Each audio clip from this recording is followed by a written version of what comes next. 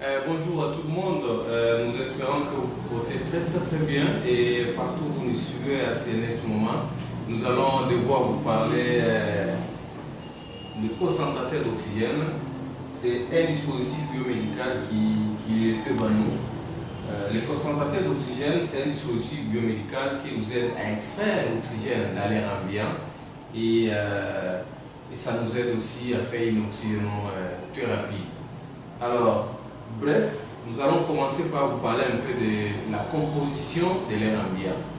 Dans l'air ambiant, nous avons 21% de l'oxygène, nous avons 78% d'azote et nous avons le gaz rare. Alors, ce qui fait que les concentrateurs d'oxygène extraient l'oxygène contenu dans l'air ambiant et il va rejeter l'azote et les gaz rares. Par contre, on l'appelle aussi extracteur d'oxygène. Donc, il extrait l'oxygène dans cette composition de l'air. Alors, sans plus tarder, nous allons d'abord commencer à parler un peu de différentes parties qui composent notre concentrateur d'oxygène. Nous avons d'abord un compresseur. À l'intérieur des concentrateurs d'oxygène, nous avons un compresseur. Quel est le rôle de ce compresseur à l'intérieur des concentrateurs d'oxygène? Tel que nous avions dit que le compresseur, il va extraire, il va appeler l'air, donc l'air ambiant, il appelle l'air ambiant vers le concentrateur d'oxygène. Voilà même la raison d'être de différents filtres anti-poussière. Pourquoi? Parce que nous connaissons que dans l'air ambiant, nous avons plein de poussière. Et donc, il doit nécessairement y avoir le filtre. Donc, il y a les différentes sortes de filtres, mais à ce qui concerne l'appareil devant nous ici, nous avons le filtre ici. Le filtre dont on appelle le filtre anti-poussière. Il appelle l'air et ça va passer au travers de différents filtres anti-poussière. Ça entre dans le concentrateur. Et après que l'air soit aspiré par les compresseurs, il doit nécessairement y avoir à l'intérieur ici des différents circuits pouvant conduire l'air qui entre. Maintenant, après ça, après les différents circuits, nous avons deux colonnes qu'on appelle le tamis azéolite. Le tamis azéolite, ils ont comme rôle de filtrer l'oxygène et séparer avec l'azote et le gaz rare. Et c'est-à-dire, les deux colonnes, l'oxygène entre, il va refouler l'azote, il va refouler aussi les gaz rares, il va garder l'oxygène qui va maintenant envoyer vers l'extérieur. Et comment est-ce qu'il fonctionne? Nous avons deux tamis azéolites, ce sont des colonnes azéolites. Alors, nous avons la vanne, nous avons une vanne à côté qui est réglée en minuterie, c'est-à-dire autant de minutes, il change, autant de minutes, il change. Comme nous avons des colonnes, la vanne va d'abord bloquer l'autre colonne, il va ravitailler la première colonne ou la première colonne de tamis azéolite. Dès que la première colonne se plein, il va encore se régler pour orienter le gaz vers la deuxième colonne. C'est pourquoi, quand vous allez suivre, même quand le concentrateur est en train de tourner, il tourne. Alors, c'est-à-dire qu'il va laisser donner le travail pour la colonne, la première colonne. Dès que c'est plein, il donne aussi pour la deuxième colonne. Alors, nous avons aussi le ventilateur. Comme le compresseur tourne, il va jaillir une certaine chaleur. Il donne nécessairement y avoir aussi un ventilateur à côté pour essayer de refroidir les compresseurs. C'est pour cette raison qu'il est recommandé de ne pas faire tourner le concentrateur d'oxygène au-delà de 12 heures, voire même à l'intervalle de 12 heures à 18 heures. Les concentrateurs doivent avoir aussi un repos. Parce que si tu le fais tourner au-delà de 12 heures à 18 heures, donc il va chauffer, il va se fatiguer. C'est pour cette raison qu'il est recommandé à tout moment. Tu installes votre concentrateur au malade, tu vas écrire quelque part que nous avions commencé à 2 heures, tu comptes à 12 heures ou 18 heures, il doit se reposer. Il faut nécessairement qu'il y ait un autre concentrateur qui va les remplacer et non de faire un concentrateur 24 heures sur 24 heures. Alors, notre tamis azéolite. Le tamis azéolite, a une durée de 25 000 heures. Donc, dès que vous achetez votre concentrateur d'oxygène, votre technicien biomédical, il doit écrire quelque part lors de la mise en service. Il va calculer, dès que le concentrateur réalise 25 000 heures, vous êtes recommandé à ce moment-là de changer votre tamis azéolite. Pourquoi? Parce que vers 25 000 heures, ça s'infecte facilement et que ça n'a plus la possibilité de jouer correctement son rôle, d'extraire cet oxygène. C'est pour cette raison, une raison de plus, que le technicien biomédical, il passe à tout moment, il fait checker l'oxygène qui sort de l'appareil, parce que c'est moi aussi la sortie, ça doit sortir ici, avec un appareil qu'on appelle analyseur à l'oxygène, ou autrement dit, check O2. Alors, c'est un appareil qu'on connecte ici et que l'appareil va vous signifier, va vous dire qu'écoutez, votre concentrateur d'oxygène, il donne l'oxygène à tel pourcentage. Tel que nous avions dit, hein, si nous avions encore reculé un tout petit peu, à ce qui concerne la composition de l'air, 21% de l'oxygène, 78% d'azote et les gaz rares. Mais ça, dans un contenu, l'oxygène occupe 21%. Mais dès qu'il y a la séparation de l'oxygène et l'azote et le gaz rare, vous allez vous rendre compte qu'il y aura que le pourcentage d'occupation, le taux d'occupation en termes de pourcentage par l'oxygène sera un peu élevé. C'est pour cette raison que le concentrateur ici, quand il aspire l'air ambiant, il fait entrer au moyen d'un compresseur par le tamis azéolite, il va vous faire sortir en moyenne de 90 à 95% de l'oxygène. Il ne faut pas faire la confusion parce qu'on a dit dans l'air ambiant il était 25%, mais comment est-ce qu'il va encore nous donner 90 à 95%? Aux alentours de 90 à 95% qu'il lui va donner. Qu'est-ce qui est arrivé? Non, c'est juste tout simplement que dans un contenu, l'oxygène est resté seul. Il a gagné l'espace lui seul. Donc en termes de taux d'occupation, en termes de pourcentage, il occupe bien une grande partie. Mais quand ils étaient encore ensemble avec l'azéolite, quand ils étaient ensemble avec l'azote, les gaz rares, donc l'azote, lui, occupait les grandes parties en termes de 78.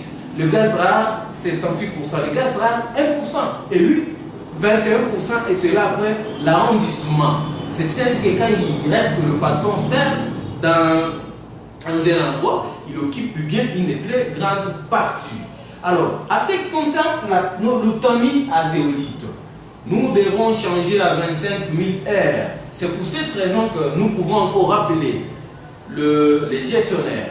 Avant d'acheter l'équipement biomédical, vous devez toujours vous référer au technicien biomédical. Pourquoi? Parce que tu achètes un appareil, un dispositif biomédical, de même que tu dois te poser la question où est-ce que tu auras à trouver chaque fois que vous avez besoin le pièce de rechange de cet appareil. Parce que ça ne va à rien. Tu achètes un appareil biomédical et après tu n'as pas la possibilité de trouver le pièce de rechange pour la maintenance de cet appareil. Et en plus, on achète un appareil, un concentrateur en oxygène. Lors de la mise en service par le technicien biomédical, il doit nécessairement former les gens à ce qui concerne l'utilisation de cet appareil. Pourquoi? Parce que le premier maintenancien, ce sont les utilisateurs. Si tu mets un équipement biomédical en service sans former l'utilisateur, c'est de même que c'est comparable à celui qui aurait donné un fusil à un enfant. Il va finir par se tirer de lui-même. Alors, chez un adulte, il n'est pas formé, il n'est pas informé par rapport à l'utilisation de cet appareil. Alors, il va chercher à les manipuler par accéléreur. Tantôt il touche ici, ce qui fait que ce qui va raccourcir la vie de cet appareil biomédical qu'on appelle notre concentrateur. Alors, tel qu'on a dit que l'appareil ici aspire l'air ambiant. L'appareil ne fait pas le miracle de l'oxygène, non, mais l'oxygène est là. L'oxygène a été créé par le bon Dieu. Son rôle, c'est juste séparer l'oxygène et l'azote. Alors, comme il aspire de l'air ambiant, bien évidemment, il a besoin d'un espace aéré pour bien faire son travail. Alors, nous avons des concentrateurs qui peuvent avoir le filtre anti-poussière de part et d'autre. Il y a d'autres, bien évidemment, qui détiennent le filtre anti-poussière derrière, parce qu'il y a différents types ou marques de concentrateurs. Ce n'est pas que c'est lui dont nous sommes en train de parler. Mais les concentrateurs d'oxygène, c'est comme les voitures automatiques. Ils ont le même principe. Ils ont le même principe. Alors, ne prenez pas les concentrateurs d'oxygène, tu le mets à côté du mur. Ces concentrateurs-là seront asphyxiés. Où est-ce qu'il va tirer de l'air? Ou mettre votre concentrateur dans une chambre hermétiquement fermée. Le concentrateur aura du mal à trouver l'air pour séparer l'oxygène et le gaz rare. Ça, ce sont des choses, des petites choses que nous devons retenir. Et en plus, comme l'air qui entre dans les concentrateurs passe toujours par un filtre à poussière, bien évidemment, nous comprenons directement que le filtre peut être rempli de la poussière d'un moment à l'autre. Alors, nous sommes aussi recommandés de nettoyer. Chaque fois le filtre anti-poussière. C'est simple, c'est avec de l'eau et du savon, vous exposez au soleil et puis vous les remettez. Donc, le filtre, nous devons comprendre, parce que si les filtres sont pleins de la poussière, l'appareil aura du mal à trouver l'air. Et imaginez-vous si lui n'a pas l'air qui va séparer. Qu'est-ce que vous allez vous attendre? Qu'est-ce qui va sortir ici? Alors, à la sortie, à l'intérieur de cet appareil, nous avons le filtre à air, nous avons le filtre antibactérien, nous avons aussi le filtre à longue durée qu'il faut changer chaque 6 mois. Chaque 6 mois, il faut changer ce filtre à longue durée. Alors, l'air entre, ça passe par le filtre anti-poussière. Alors, ça passe dans les circuits vers les deux colonnes azéolithes. Alors, l'azéolite va faire son travail, il va séparer l'oxygène et l'azote, le gaz rare. Il va capitaliser l'oxygène vers le lieu de stockage. Le lieu de stockage, ça va sortir ici. À l'intérieur ici, nous avons ce qu'on appelle les bouteilles humidificateurs. Ça, c'est le bouteille humidificateur. Pourquoi cette bouteille humidificateur? Tel que nous avons bien suivi, qu'à l'intérieur, nous avons un compresseur. Alors, un compresseur, il tourne, avec possibilité d'imposer une certaine température à l'air qui passe. Et à la sortie, il faudra nécessairement que cet air-là soit humidifié. Pourquoi? Parce que la pression de l'air qui va sortir ici, ça dépend de litre vers le malade. Et peut-être qu'une certaine température est imposée par les compresseurs. Mais quand ça arrive au niveau de bouteille humidificateur, il y a un peu de l'eau, ça va se refroidir. Alors, l'air, si c'est déjà refroidi, ça sera agréable au niveau nasal. Et tel que nous connaissons, il y a ce qu'on parle de conditionnement de l'air au niveau des fosses nasales, au niveau de la trachée, au niveau aussi pulmonaire, jusqu'à ce que ça va atteindre la température physiologique. Ce que nous devons retenir par rapport à notre bouteille humidificateur, c'est-à-dire que l'eau ici, avec possibilité que ça peut se transformer à un milieu favorable aux multiplications de germes. Ce qui est recommandé qu'à chaque fois, après 24 heures, nous sommes appelés à changer l'eau dans notre bouteille humidificateur. Quelle est la qualité de l'eau que nous devons mettre ici? C'est de l'eau distillée. Parfois, si on n'en a pas, c'est faire bouillir l'eau à 100 degrés Celsius, ça s'est refroidi, c'est l'eau que nous devons mettre ici. Alors, ce n'est pas chaque quantité réglée que nous devons à chaque fois humidifier de l'eau. Donc, inférieur à 3 litres par minute, nous ne sommes pas appelés à humidifier l'air qui va sortir. au-delà de 5 litres par minute, nous sommes appelés à humidifier. Pourquoi? Parce que plus la quantité de l'oxygène elle est grande, plus aussi ça va exercer une pression, donc ça va régénérer, ça va trop chatouiller au niveau nasal. Plus elle est petite, ça ne causera pas de problème. Une raison de plus qu'en néonate, on ne peut pas humidifier l'air. On ne peut pas humidifier l'air. Alors, nous avions dit que l'eau ici, nous devons changer cette eau chaque après 24 heures. Nous devons changer l'eau. Voilà. Et à notre niveau, comme utilisateur, nous avons ce dont on appelle la maintenance préventive, la maintenance par l'utilisateur. Nous avons notre concentrateur. La première des choses à faire, c'est connecter le concentrateur au niveau du secteur du courant. Alors, dès qu'on connecte, voici notre tableau ici. Le tableau qui est ici, voici notre tableau ici. Il y a vraiment des indications. Ici, on écrit power. Dans mon nombre des appareils, power, ça veut seulement dire on. Ici, nous allons allumer. Donc, on allume les feux. Par contre, on peut même ici nommer on-off. Donc, c'est par ici nous allons allumer notre concentrateur et éteindre notre concentrateur. Alors, à côté ici, il y a ce dont nous appelons le débitmètre. Les débitmètres. Nous avons les différents concentrateurs. Nous avons un concentrateur de 5 litres, nous avons les concentrateurs de 10 litres et actuellement nous avons même des concentrateurs à 20 litres. Mais ce dont nous détenons maintenant ici, c'est un concentrateur à 10 litres. Ici. Alors, celui-ci on appelle un débitmètre.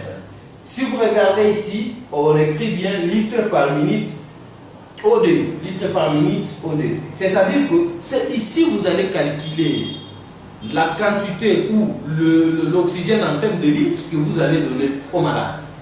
En voyant ici, au niveau de notre bouton, nous avons des signes. Nous avons plus, moins. Ça veut seulement dire que en allant de ce côté, on augmente. En retournant vers le moins, on diminue. C'est simple. Plus, on ajoute, moins, on diminue. Ça veut seulement dire que si nous voulons augmenter l'oxygène, nous devons manipuler notre bouton vers le plus. Alors si nous voulons diminuer, nous allons manipuler, faire tourner notre bouton vers le moins. Alors, qu'est-ce qui va nous indiquer que là, nous diminuons l'oxygène et là, nous augmentons aussi l'oxygène? Ici, nous avons notre bouton là qui est là, qui va se déplacer. Nous allons démontrer là. Alors, ici aussi, il y a le timing. Le timing, c'est-à-dire que ici, le concentrateur, ici, il va bien vous indiquer la durée de fonctionnement de votre concentrateur. Pourquoi? Parce que nous avions dit que nous devons savoir que le concentrateur a tourné pendant 12 heures à 18 heures. Là, le concentrateur mérite de repos. Voilà la raison d'être. Parce que sans le timing ici, on ne saura pas la durée. On ne saura pas vraiment la durée. La deuxième chose qu'on a dit que le timing va nous aider à bien détecter la durée de notre zéolite. La durée de notre zéolite, tamis à zéolite ou colonne, c'est 25 000 R. C'est ici, nous allons nous écouter. Notre concentrateur a déjà réalisé 25 000 R. Bien sûr, nous devons maintenant changer la colonne en zéolite parce que là, ça tend vers, ça peut se désinfecter et ça sera beaucoup plus efficace. Mais là, au concentrateur qui tourne jusque-là, des années, sans changer le tamis à zéolite. C'est-à-dire que par rapport, quand vous allez faire face à une prise en charge des infections des voies aériennes supérieures aiguës, ça peut vous dérouter un tout petit peu. Vous allez vous dire par exemple, est-ce que le traitement que j'ai mis en place est efficace ou pas? Est-ce que, or le problème c'est peut-être que le pourcentage de l'oxygène donné par un concentrateur d'oxygène n'est pas requise. Bien évidemment, quand une personne, nous respirons de l'air, en inspirant, c'est l'air qui entre dans le corps, et l'azote, le gaz rare et l'oxygène. Mais arrivé au niveau pulmonaire, précisément au niveau alvéolaire, où se passe l'échange gazé, alors vous allez vous rendre compte que le sang est là, l'hémoglobine est là en train d'attendre l'oxygène. Et l'hémoglobine qui est composée par 4R est l'atome de fer, et l'oxygène va directement se fixer au niveau de l'hémoglobine. Mais l'azote n'a pas la place. Le gaz rare n'a pas la place pour se fixer. Ça veut dire que lors de l'expiration, c'est-à-dire lors de la sortie du CO2 par l'expiration, l'azote va sortir et le gaz rare va sortir. Ainsi, de l'autre côté, l'hémoglobine chargée de son oxygène, il va transporter ça vers la cellule. Un peu de rappel physiologique, anatomique. Au niveau de la cellule, nous avons les trois parties. Nous avons le noyau, le cytoplasme et le membrane cytoplasmique. Alors, au niveau des cytoplasmes, c'est là où nous avons les organites cellulaires. L'organite cellulaire chargé de la production de l'énergie cellulaire, qui est le mitochondrie, c'est celui qui aura besoin de cet oxygène. Pourquoi? Parce qu'il a besoin de carburant et de comburant pour donner une étincelle qu'on va appeler l'ATP, qui est l'adénosine de triphosphate, qui est l'énergie cellulaire pour la survie, pour la vie de la cellule.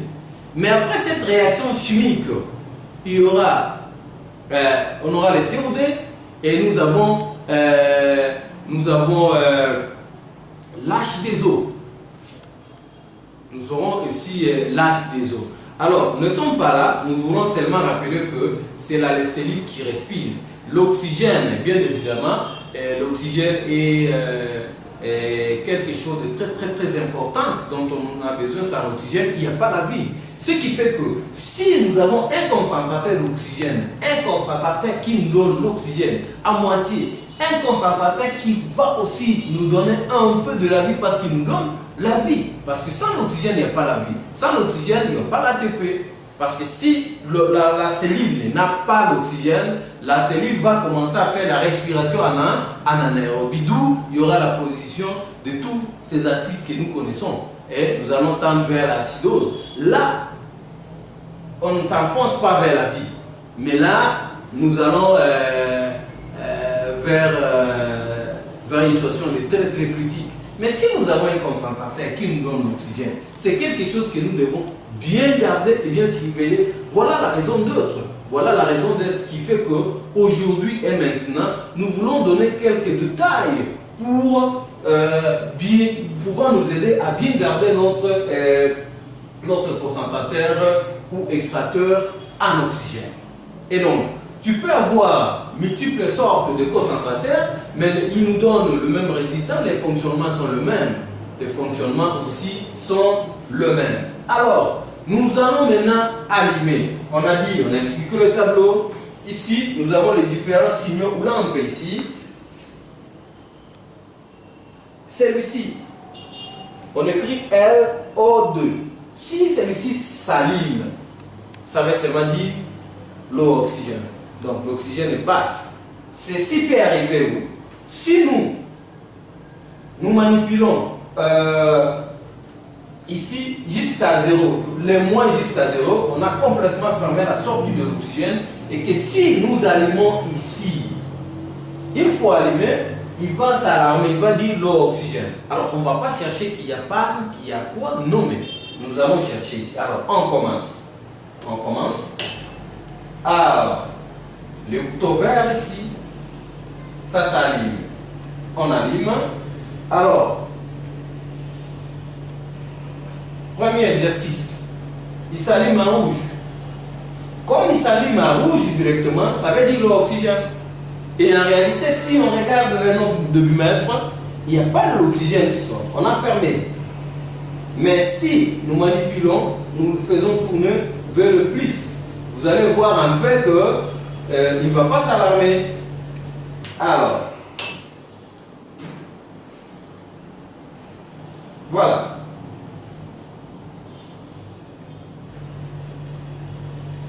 Ok, nous sommes à 4 litres. Nous sommes à 4 litres. Le blé s'allume. Le blé s'allume, high oxygène. Donc, l'oxygène est OK. Alors, si nous retournons vers à 0, il va nous parler de l'oxygène basse. Alors, une fois que nous avons l'oxygène basse, il ne faut pas chercher ailleurs, il faut d'abord chercher ici. Vous êtes à 0. Et si vous êtes à 0, vous devez régler. C'est pour ça que lui s'est allumé en rouge. Alors, comme nous sommes au-delà de 0, il s'allume en bleu. Donc, high oxygène. Ça veut seulement dire que tous les tableaux, tout ce que nous avons comme lampe, il va s'allumer. Cela va directement signifier quelque chose. Il va dire signifier quelque chose. Alors, notre concentrateur d'oxygène qui est là, si nous allumons ici, elle ne s'allume pas. La première des choses à chercher, est-ce que notre câble est bien connecté derrière? Et si notre câble est bien connecté, est-ce que le courant arrive au niveau du secteur? Alors, si le courant arrive au niveau du secteur, est-ce que notre câble n'a pas un problème particulier? Ça, ce sont des questions rapidement qu'il faut se poser. Alors, si du courant est là, le câble, votre câble n'a pas un problème ou ça peut avoir un problème, c'est-à-dire directement, il faut faire appel à un technicien biomédical afin de venir voir l'appareil. Et il ne faut pas seulement allumer l'appareil et régler l'oxygène, non. Non, non. Il doit d'abord tourner, il tourne, il tourne, il tourne, il fait un peu... il entre en rythme, au rythme. Et là, nous lui demandons de nous envoyer l'oxygène. C'est comme la voiture. La voiture, le matin, tu ne peux pas arriver à allumer, partir. Non. Tu dois laisser le temps ça se lubrifie, toute chose OK. Tu lui donnes maintenant la vitesse pour accélérer. Donc, c'est de même aussi. Il ne faut pas aussitôt allumer. Non, non. Donne-lui un peu le temps. Et puis, tu règles la quantité de l'oxygène prescrit. Mais nous devons mettre dans la tête que l'oxygène, c'est un médicament. Et comme l'oxygène c'est un médicament, la prescription doit être médicale. Et si vous utilisez en ayant votre prescription bien précise, la quantité de litres en oxygène que vous allez donner. Alors, comme tout médicament possible que nous connaissons, par exemple, si nous faisons allusion à l'oxygène à 100%, l'oxygène à 100% au-delà de 24 heures, c'est toxique. C'est toxique. Alors, dans le cadre de notre concentrateur à oxygène, nous devons toujours le garder dans un bon endroit. Nous devons désinfecter notre oxygène. Pour le moment que si les maintenanciers médicaux passent et fait un check, il doit mettre la liste de suivi et mettre aussi des indications, des indicateurs pour montrer que notre concentrateur continue à nous donner combien de pourcents. Au moins, néanmoins, ça nous devons savoir. Au lieu seulement de venir prendre. Et nous devons toujours remplacer ça chaque 24 heures le liquide ici dans notre bouteille humidificateur.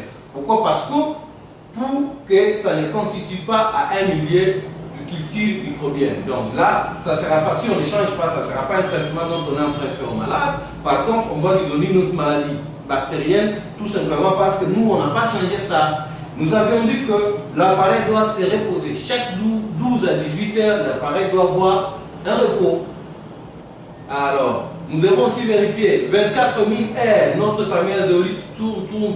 Il faut qu'on change à chaque 24 000 heures. Alors,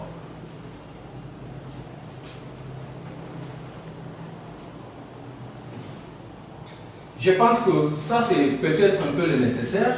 Si nous allons chercher un peu à résumer, nous avons dit que le concentrateur d'oxygène, c'est l'appareil qui nous aide à extraire l'oxygène contenu dans l'air ambiant et que nous, comme le personnel soignant, ça va nous aider à faire l'oxygénothérapie, à faire face en cas de pathologie de voie respiratoire, que ce soit supérieure, inférieure, aiguë. Alors, comme il nous donne l'oxygène, c'est quelque chose de très important à nous. Pourquoi? Parce que sans oxygène, il n'y a pas la vie. Et qu'on arrive à un certain moment où le malade en détresse respiratoire aiguë et il a besoin de l'oxygénothérapie. Nous, on n'en a pas. Nous connaissons tous, tel qu'on a dit, qu'est-ce que ça peut arriver et qu'est-ce que ça peut donner. De deux, c'est en termes de consommation. Le concentrateur d'oxygène ici, il doit être gardé dans un endroit aéré. C'est-à-dire que, parce que lui, comme mode de fonctionnement, il doit inspirer l'air ambiant et par son compresseur, alors l'air sera envoyé dans notre tamis azéolite ou deux colonnes là pour séparer l'air, l'oxygène, l'azote et le gaz rare. Ça veut seulement dire qu'il faut chercher dans un endroit, il ne faut pas les mettre là où il y a beaucoup de poussière, non. Un endroit aéré, il a besoin aussi de repos. Comme moi, je travaille longtemps, je travaille beaucoup, je dois me reposer. C'est comme lui aussi a besoin aussi de se reposer. Pas de brutalité. Et il ne faut pas, le faire, le tuer avec brutalité parce que là, nous allons endommager le compresseur. Là, nous allons directement endommager le compresseur. Et au-delà de tout ça, il y a le filtre à longue durée que nous devons toujours changer chaque 6 mois. Et nous avons aussi des filtres antibactériens qui sont à l'intérieur que nous devons changer. Alors, dès que l'oxygène arrive ici, il y aura des dispositifs que nous allons toujours utiliser, des accessoires qui vont accompagner cet appareil en fait de faire arriver l'oxygène chez le malade. Nous avons le lunette à l'oxygène, nous avons 2, le masque simple, 3, nous avons le masque à haut débit. Quelle est la différence? Le masque à haut débit, c'est le masque avec réservoir. Le masque avec réservoir, c'est ce qu'on appelle le masque à haut débit. Quand est-ce qu'on va utiliser? On utilise à partir de 10 à 15 litres. C'est-à-dire que si tu n'as pas un compresseur, un concentrateur pouvant vous donner de 10 à 15 litres, tu ne peux pas utiliser les masques à haut débit. Nous avons le masque simple. Le masque simple à oxygène, c'est un masque que nous devons utiliser à partir de 6 à 10 litres. Si la prescription a prescrit qu'il faut donner l'oxygène chez un malade à partir de 6 litres à 8 litres, nous allons utiliser les masques simples en oxygène. Nous avons le lunette. Lunette en oxygène ou canine nasale, ça c'est sur le lunette quand on a prescrit chez un malade l'oxygène de 0,5 à 5 à 6 litres. Comme ça, vous allez utiliser le lunette à oxygène. Alors, merci beaucoup pour votre attention. Je pense que la vidéo nous seront peut-être très utile si quand même nous allons prendre de petites observations ici détaillées. Je vous suggère un peu de vous abonner, aimer, vos commentaires sont les bienvenus. Merci beaucoup et à la prochaine.